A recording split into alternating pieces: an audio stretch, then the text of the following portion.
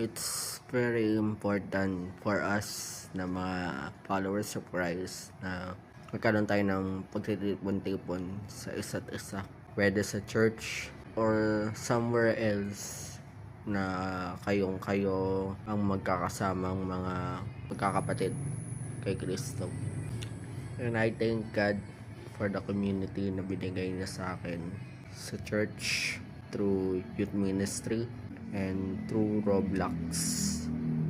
Even though it's a game for other people, it's just a game. I thank God through the life of the owner na gumawa ng Roblox Ministries, na it's a way of encouraging one another, especially fellow Christians na nag-i-struggle sa buhay nilang Kristiyano. And as much as you want encouragement from other Christians, ako rin. And I thank God through those communities na binigay niya sa akin. And through that, mas lumalalim palalo ang relationship ko kay God and a relationship to other people as well.